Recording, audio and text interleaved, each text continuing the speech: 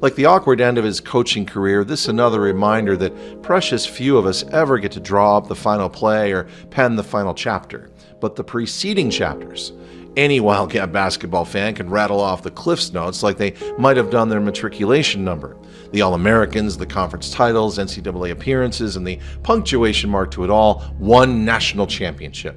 There's a symmetry to that incantation, and there are even more numbers to crunch. Players drafted, contracts signed, NBA titles won, coaches spawned. There's even a broadcasting family tree and a baseball all-star.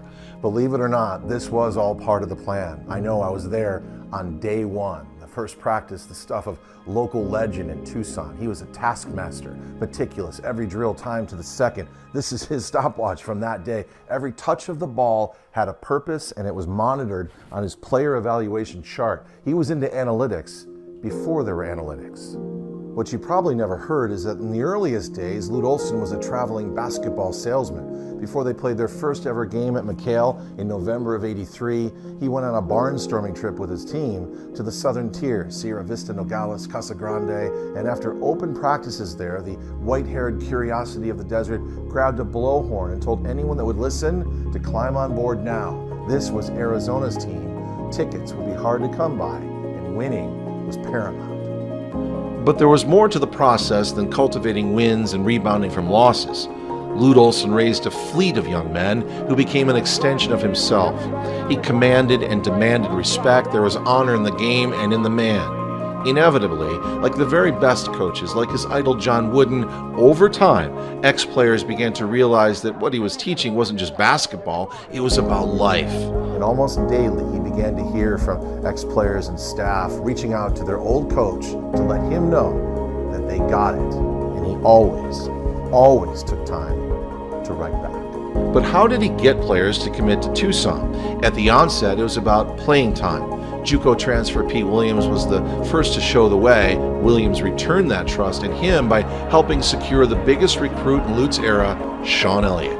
Elliott stayed in town and prospered, and then later the likes of Mike Bibby, Channing Frye, and Richard Jefferson would follow suit by remaining in state. Heck, a player named Walton signed with Arizona. Point guard U, the program began to recruit itself. Ironically, the star-crossed story of Steve Kerr, a last-second scholarship ad, is the true essence of Lute's Midas touch. Kerr will tell you that he didn't overachieve and he has the championship hardware to back it up, but he might not ever have seen the Division I light of day if Olson didn't spot him to begin with. That he suffered an unspeakable and tragic loss in a parallel path of the program's ascension galvanized the relationship between player and fan base. The city belonged to the Wildcat basketball team, and there was no turning back. Lute and Bobbi Olson left Iowa City because they felt like they were living in a fishbowl of Hawkeye fans. But don't kid yourself, Lute Olson was a builder. He got his strong, powerful hands plenty dirty. This wasn't a desert Southwest money grab to get another gig. He was crafting a college basketball powerhouse totally in his vision.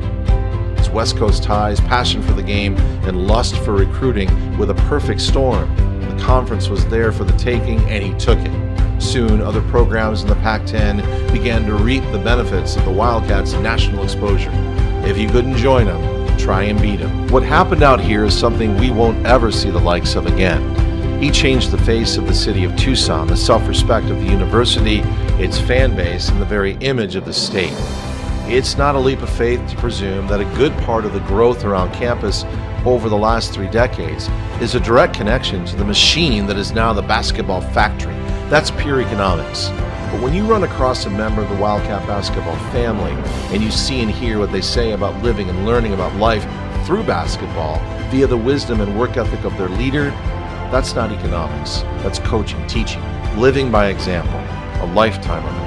He promised that this was a bandwagon with plenty of room and asked that we climb aboard to enjoy the ride. He promised, he delivered, and we did.